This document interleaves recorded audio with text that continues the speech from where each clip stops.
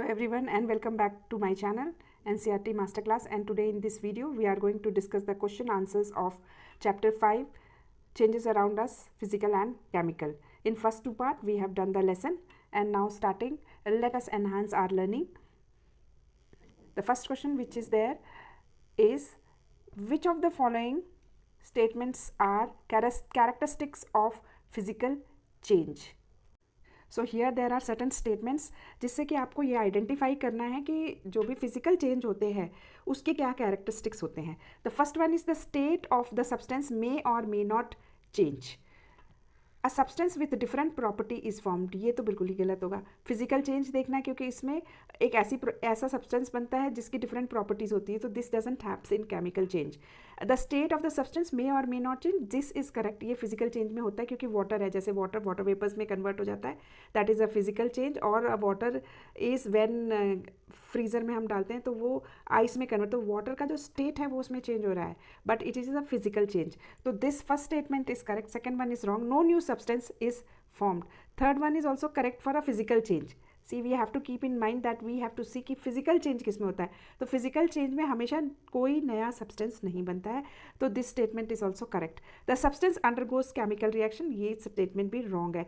तो जो हमें जो दो स्टेटमेंट्स करेक्ट लगे, जो एक तो फर्स्ट वाला लगा है और दूसरा थर्ड वाला लगा है, जिसमें कि the state of the substance may change और मे नॉट चेंज, या फिर no new substance is form. And these are the two characteristics of physical changes. तो अब आप इसमें से आंसर देखेंगे और कि कौन सा आंसर करेक्ट होगा इसमें.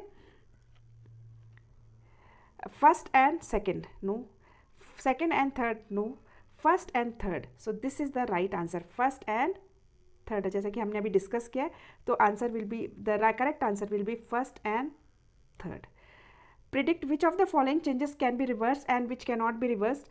If you are not sure, you may write that down.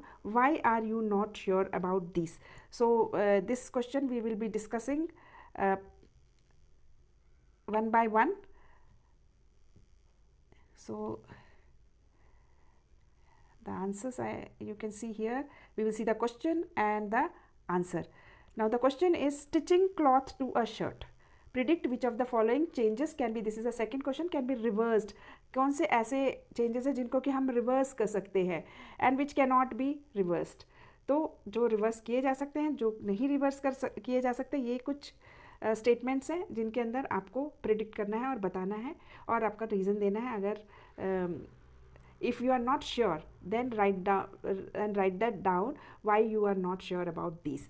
Now first one is stitching of the cloth to a shirt. Stitching of a cloth to a shirt cannot be reversed. देखो, अब किसी भी कपड़े से एक shirt बना दी है तो उसको हम रिवर्स नहीं कर सकते, क्योंकि स्टिचिंग में क्या होता है, उसका शेप, साइज सब चेंज हो जाता है उस क्लॉथ का कम्प्लीटली. ओके, तो the shape and the size everything changes, इसलिए we cannot reverse it.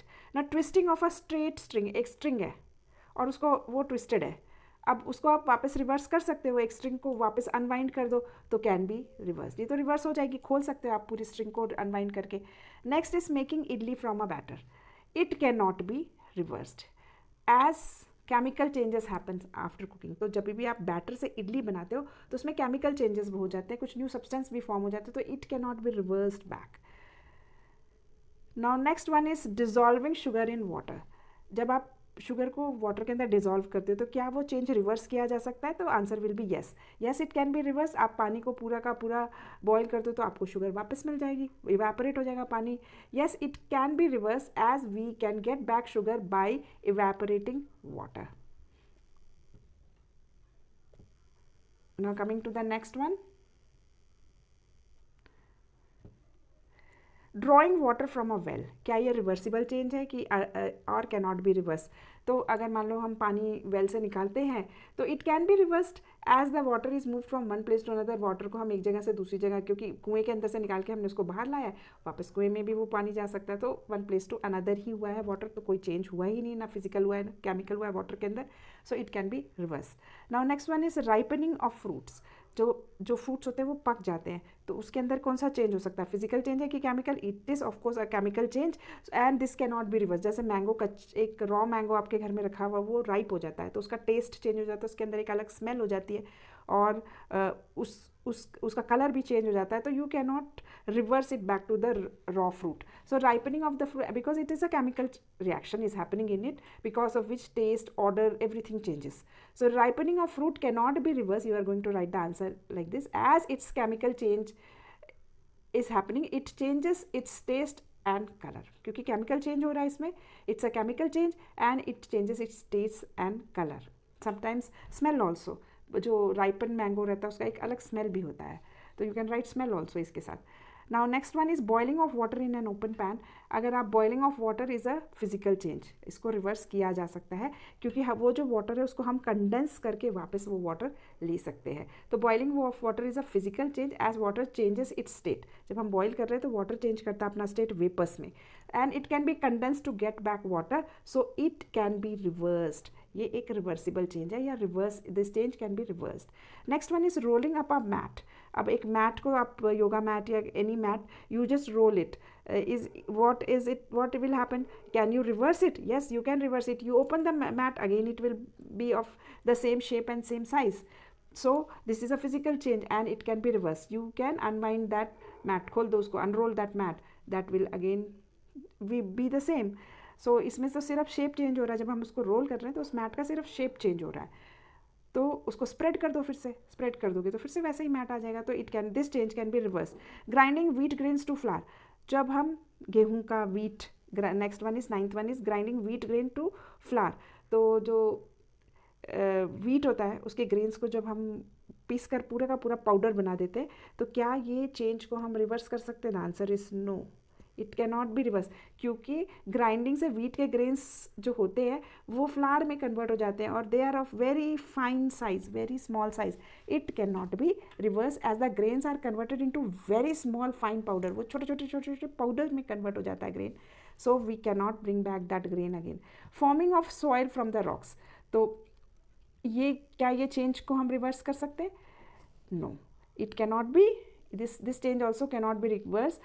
See, forming of soil from rocks is a very slow and a natural process called as weathering, in which both chemical, हमने पढ़ा था in part 2, I have told you, there is a process called weathering by which the big rocks convert into soil. और वो जो weathering process होता है उसमें physical change भी होता है, केमिकल चेंज भी होता है, कि बड़े बड़े जो स्टोन्स होते हैं वो छोटे छोटे छोटे पत्थरों में चेंज हो जाते हैं. Then because of the action of some acids in the rain water and other places, this there are certain minerals present in the rocks and they combine with oxygen to form rust and all that. So that all we have studied. So इसमें जो rock formation होता है उसमें chemical as well as physical change होता है and it cannot be reversed. So like this you are going to answer the second question. Now coming to the third question. Now question number 3 is true or false. State whether the following statements are true or false. In case a statement is false, write the correct statement. तो इसमें आप देखो सबसे पहला जो है वो है melting of wax is necessary for burning a candle. This statement is very true. ठीक है, आप कैंडल को बर्न नहीं करेंगे तो उसका वैक्स मेल्ट होगा ही नहीं, तो it is a true statement. तो इसमें आपको कुछ भी करेक्ट करके नहीं लिखने की ज़रूरत है. See here also I have written the answer true. Now next one, collecting water vapors by condensing involves a chemical change. ये रॉन्ग आंसर है, बिकॉज वाटर वेपर्स को जब आप कंडेंस करते हो it is a physical change, क्योंकि उसमें water का स्टेट चेंज होता है. जब वो इवेपोरेट होता है तो वेपर्स में कन्वर्ट होता है, तो उसमें सिर्फ वाटर का स्टेट चेंज होता है. There is no new substance form and you can condense and get back the water back. So इसका जो फॉल्स, ये this one is false statement. और उसका करेक्ट स्टेटमेंट क्या है? Collecting water vapours by condensing involves physical change. यहाँ पे जो इन्होंने लिखा है ना केमिकल चेंज, ये गलत है. तो आप इसका करेक्ट स्टेटमेंट आपको लिखना है. जैसे राइट द करेक्ट स्टेटमेंट यहाँ पे लिखा हुआ है, तो collecting of water vapours by condensing involves physical change. This is how you are going to answer this question. Third one is the process of converting leaves into compose is a chemical change. It is a true statement. जब आप जो leaves है वो manure में या compose में change होती हैं तो there is a chemical change happening. तो दिस स्टेटमेंट इज ट्रू. आपको इसको करेक्ट करके लिखने की ज़रूरत नहीं है. Mixing baking soda with lemon juice is a chemical change. Again this one is a true statement. So इसमें भी आपको कोई करेक्शन करने की ज़रूरत नहीं है. So with this the third question is fourth question. Fill in the blanks in the following statements. Nalini observed that handle of her cycle has got brown deposits. The brown deposits are due to what? Due to rust. ठीक है, इस वाले fill in the blanks में आप लिखोगे rust. And this is a what kind of change? This is अ, इस वाले fill in the blanks में आपने लिखना है this is a chemical change. Chemical change. Folding a handkerchief is a dash change and can be. तो जो हम handkerchief fold करते हैं वो किस टाइप का चेंज है? इट, क्योंकि जब आप फोल्ड करोगे और उस हैंडकरचीफ को फिर से अनफोल्ड कर दोगे तो you will get the handkerchief back. So folding of handkerchief is a physical change आएगा यहाँ पे, क्योंकि आप जब हैंडकरचीफ को फोल्ड कर दोगे तो उसको वापस ओपन करोगे तो वो खुल, फिर से you will get an handkerchief. And can be reversed, फिर से आपको folded and can be reversed, इस फिल इन द ब्लैंक्स में रिवर्स्ड आएगा. Third one, a chemical process in which substance react with oxygen with evolution of heat is called. तो एक ऐसा chemical reaction जिसमें कि हीट इवॉल्व होती है, इवोल्यूशन निकलती है, ऐसे वाले केमिकल प्रोसेस को क्या कहते हैं? And this is a dash change. तो ये वाले फिल इन द ब्लैंक्स में जो भी लिखना है मैं यहाँ लिख दे रही हूँ. Such kind of chemical process in which substance reacts with oxygen and evolution of heat is called combustion. उसको हम combustion कहते हैं. and this is a chemical change. it is a chemical change. तो इस वाले fill in the blanks में आपका chemical आएगा. Magnesium when burn in air produces a substance called. जब मैग्नीशियम ऑक्सीजन के साथ, जो एयर में ऑक्सीजन है उसके साथ जब रिएक्ट करता है तो एक सब्सटेंस फॉर्म करता है, दैट इज कॉल्ड एज, ये आपने मेटल्स एंड नॉन मेटल्स वाले चैप्टर में पढ़ा था, that is called as magnesium oxide. OXIDE. तो इस वाले फिल इन द ब्लैंक्स में आप मैग्नीशियम ऑक्साइड लिखोगे.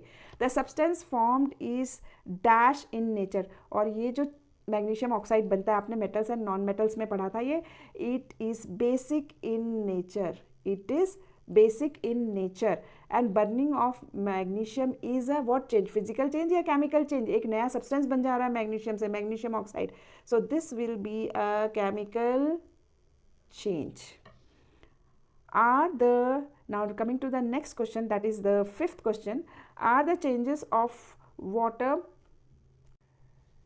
to ice and water to steam physical और केमिकल चेंज? तो वाटर से आइस बनना और वाटर से स्टीम बनना यानी वेपर्स बनना, ये फिजिकल चेंज है कि केमिकल चेंज है? तो of course this is a physical change and it is a change in which only the state of the water is changing. The water is changing into ice, और जिसको melt करोगे तो आपको वापस वाटर मिल जाएगा, और जब हम उसको बॉयल करते हैं तो the water converts into vapors, and when you condense it you will get back the water. So it is a physical change. Now see how you are going to answer.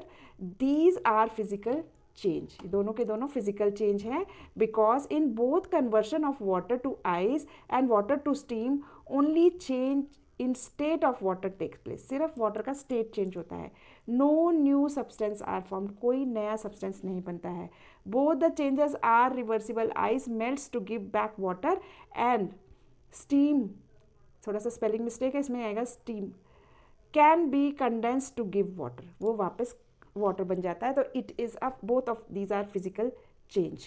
Now coming to the sixth, is curdling of milk a physical or a chemical change? Justify your statement. तो जो milk से जो curd बनता है, is it a physical change or a chemical change? If of course it is a chemical change. इसका answer होगा it is a chemical change, क्योंकि जब मिल्क से मिल्क की जो कर्डलिंग होती है उसके बाद उसका टेस्ट चेंज हो जाता है, उसका टेक्सचर भी चेंज हो जाता है. मिल्क कैसा लिक्विड जैसा रहता है वो थोड़ा थिक हो जाता है, एंड उसका टेस्ट चेंज होता है, उसकी स्मेल भी चेंज हो जाती है. सो एक नया सब्सटेंस बन जाता है. बेसिकली जो मिल्क के अंदर जो लैक्टिक एसिड होता है, that is it's a like more of a chemical process. So इसमें इतना आपको डिटेल में जाने की ज़रूरत नहीं है. You just right in this answer that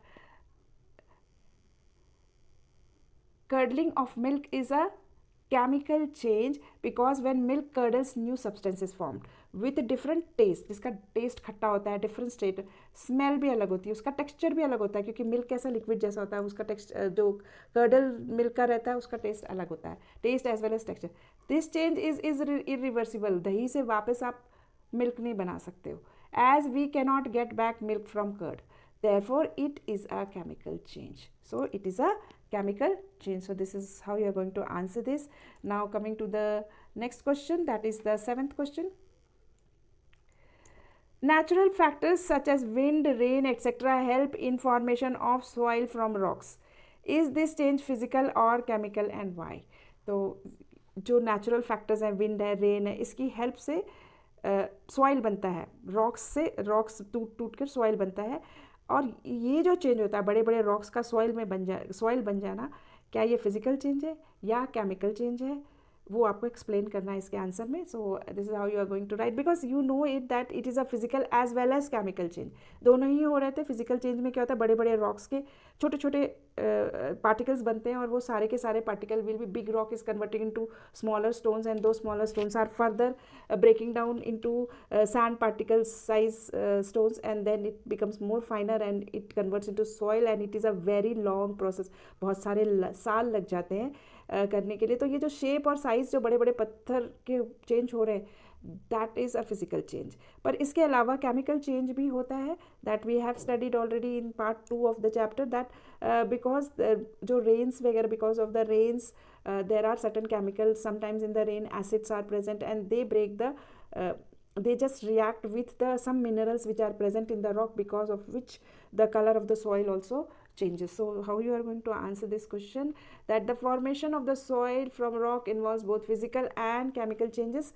Rocks break down into smaller pieces due to temperature changes, freezing water, or plant root which are physical change. ठीक है, या तो प्लांट्स की रूट पेनिट्रेट होती है, इस वजह से वो पत्थर टूट जाते हैं छोटे साइज़ में, या फिर उसके अंदर वाटर, छोटे छोटे जो स्टोन्स के अंदर क्रैक्स होते हैं, उसके अंदर पानी जम जाता है, या फिर टेम्परेचर चेंज की वजह से रॉक्स छोटे छोटे पीसेस में कन्वर्ट हो जाते हैं, बड़े रॉक्स. तो ये तो हो गई फिजिकल चेंज. इसके अलावा chemical change, rocks can also react chemically with water, air के अंदर जो ऑक्सीजन है, या फिर acids dissolve in rain water, changing their composition. तो कई बार क्या होता है कि इन सब चीज़ों से भी जो उसके अंदर मिनरल्स होते हैं, दूसरी चीज़ें होती हैं, वो रिएक्ट करती हैं और उनका कॉम्पोजिशन रॉक का चेंज हो जाता है. Like rust formation from iron minerals in the rock, which are chemical changes, और ये केमिकल चेंज है. सो ओवरऑल जो सॉइल फॉर्मेशन है वो physical as well as chemical changes से होता है, और इस प्रोसेस को हम कहते हैं weathering. This process of formation of the soil is called weathering, which is physical as well as chemical change. Now coming to the 8th question. Read the following story titled Eco-Friendly Prithvi and tick the most appropriate option given in the brackets. Provide a suitable title for title of your choice for the story. तो एक ये छोटी सी story है जिसमें आपको ये बताना है कि फिजिकल चेंज हो रहा है या केमिकल चेंज हो रहा है, और आपको इसको एक टाइटल देना है. तो now coming to answer 8, see, we will just read it. Prithvi is preparing a meal in the kitchen. He chops vegetables, peels potatoes and cuts fruit. अब उसने क्या 3 चीज़ें की? चॉप्स वेजिटेबल, पील्स पोटैटो को छीलना, वेजिटेबल्स को cut करना और फ्रूट्स को कट करना. तो आपको ये बताना है कि ये फिजिकल चेंज है या केमिकल चेंज है. ये जो 3 चीज़ें करी है इसने अभी, तो इसके अंदर वेजिटेबल्स चॉपिंग, पीलिंग पोटैटोज और कटिंग फ्रूट्स, ये क्या चेंज है? It is physical change. Okay, जैसे उसने शेप सबका चेंज हुआ है, उसके अंदर साइज चेंज हुआ है, तो it is a physical change. He collects seeds, fruits and vegetable Pitt's into a clay pot. सारी की सारी चीज़ें उसने क्ले पॉट में डाल दी. तो ये क्या हुआ? एक जगह से उठा के उसने वही सारी चीज़ों को एक पॉट के अंदर डाल दिया. तो ये क्या हुआ? फिजिकल चेंज हुआ कि केमिकल चेंज हुआ? Physical change. अभी भी कोई न्यू सब्सटेंस नहीं फॉर्म हुआ. The fruit, vegetable, peels and other material began to decompose due to the action of bacteria and fungi forming compost. अब क्या हुआ कि थोड़े दिन उसने उस पॉट को ऐसे ही रख दिया, तो वो डिकम्पोज होना शुरू हुआ बैक्टीरिया और फंगाई के इफेक्ट से, एंड वो कंपोस्ट बनना शुरू हो गया, या मैन्योर बनना शुरू हो गया, या खाद बनना शुरू हो गया. तो अब बताओ ये फिजिकल चेंज होगी कि केमिकल चेंज? तो this is going to be a chemical change. ये एक केमिकल चेंज है. He decides to plant seeds in the compost and water them regularly. अब उसने क्या किया, वो जो सीड्स थे उनको, जो उसी के अंदर से जो सीड्स थे, जो उसके यहाँ पे वेजिटेबल्स और फ्रूट कट किए थे, उसके जो सीड्स थे वो उसने प्लांट करने, थोड़े दिनों के बाद उसने वो सीड्स को मिट्टी में डाल दिया. तो क्या हुआ? वो सीड्स बिगेन टू जर्मिनेट, उसमें से पौधे निकलने शुरू हुए. And a small plant start to grow, eventually blooming into colourful flowers, और धीरे धीरे उसमें से फ्लावर्स निकलने शुरू हो गए. तो ये फिजिकल चेंज है कि केमिकल चेंज है? It is a chemical change, क्योंकि वो प्लांट ग्रो हो गया, उसके अंदर फ्रूट्स आ रहे हैं, तो ये कौन सा वाला चेंज है, ये केमिकल चेंज है. His efforts are appreciated by the family members, तो सभी फैमिली मेम्बर्स बहुत खुश हो गए उसके सारे एफर्ट्स को, everyone was appreciating. Now this is a small story kind of thing, you have to give a title to it. Now when you are answering this question, how you are going to write? Answer 8.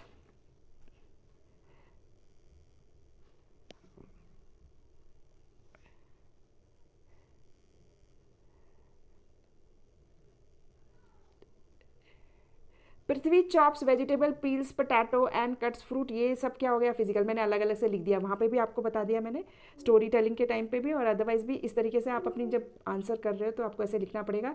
Chops vegetable, peels potatoes and cuts fruit, physical change.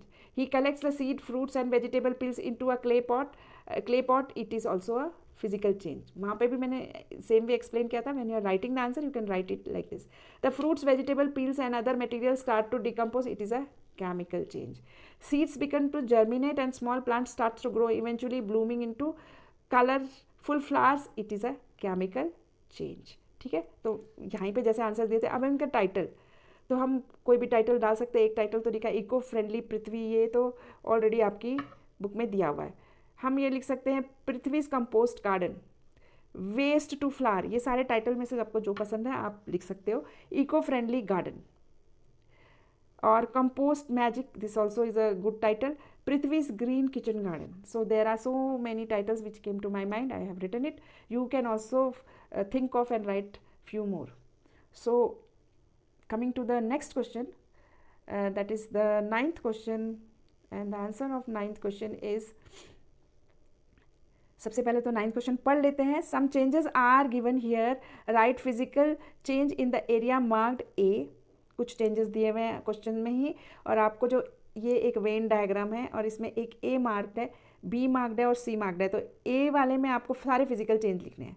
And chemical changes in the area B, B में आपको सारे chemical changes लिखने हैं, और सी में आपको ऐसे वाले चेंजेस लिखने हैं जो दोनों ही हैं, physical as well as chemical changes are happening. So here are few changes which are there. The first one is process of burning a candle. देखो ये हमने लेसन में भी पढ़ा था, जब भी कैंडल बर्न होती है तो उसमें दोनों ही प्रोसेस हो रहे थे, physical process as well as chemical process. क्योंकि जब आपका कैंडल बर्न हो रहा था तो उसमें से वैक्स मेल्ट हो रही होती है, वो नीचे आ रही होती है, और तो ये हो गया हमारा फिजिकल चेंज. केमिकल चेंज, जो वैक्स है वो मेल्ट हो रही है, ये सब फिजिकल चेंज है. लेकिन जब वो वेपर्स फॉर्म होके बर्न हो रही होती है तो that is a chemical change. तो इट विल हैव बोथ, तो ये आएगा सी वाले पोर्शन में. Tearing of paper, tearing of paper you all know it is a physical change, तो ये आ जाएगा हमारा ए वाले सर्कल में लिखेंगे हम, फिजिकल चेंज है क्योंकि ये. रस्टिंग मतलब जंक लगना, it is a chemical change, तो ये आ जाएगा हमारे बी वाले, क्योंकि रस्टिंग एक केमिकल चेंज है. Curdling of milk, again this is a chemical change, so it is going to come in the B circle. Ripening of fruit, again ripening of fruit is again a chemical change. Melting of ice, क्योंकि इसमें state of का water का state change होता है, so it is a physical change, so it will come in A circle. Folding of clothes, again ये वापस अब reversible भी है और इसमें कोई चेंज न्यू सब्सटेंस नहीं बन रहा है, तो this is also going to be coming in A. Burning of magnesium, magnesium जब बर्न होता है तो मैग्नीशियम ऑक्साइड बनता है, एक न्यू सब्सटेंस बनता है, so this is going to come in B circle. And mixing of baking soda with vinegar, again this is a chemical change, so it is going to come in the B circle. देखो अभी ये मैंने थोड़ा सा jumble हो गया, but इसको मैंने यहाँ पे प्रॉपरली आंसर किया. Answer 9, how you are going to answer it. First is आप ऐसे लिख लो A circle, physical change only. ठीक है, हम अभी सर्कल नहीं बना रहे हैं इस तरीके से क्योंकि ये बहुत क्लमजी हो जाएगा, इसलिए आप ऐसे लिख सकते हो आपके आंसर को, ए फिजिकल चेंज ओनली. उसमें आप सारे फिजिकल चेंज वाले इकट्ठे लिख दो. टीयरिंग ऑफ पेपर, जहाँ जहाँ हमारा ए आया है ना, tearing of paper, melting of ice, folding of clothes, ये 3 हो गए हमारे फिजिकल चेंजेस. अब इसमें से हम बी आएगा केमिकल चेंजेस ओनली, ऐसे लिख के. Rusting, curdling of milk, ripening of fruits, burning of magnesium, mixing of baking soda with vinegar, तो this is all chemical changes. अब सी, जिसमें कि बोथ फिजिकल और केमिकल चेंज दोनों हो रहा है, यहाँ पे लिखना था ना जो सी वाला, that is burning of, process of burning of candle. This is one process in which you see both the things are happening simultaneously. Now coming to the 10th question. in 10th question,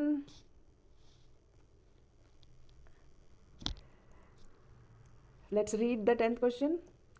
The experiments is shown, यहाँ पे 4 experiments दिए हुए हैं, A, B, C and D were performed. Find out in which case did lime water turn milky and why.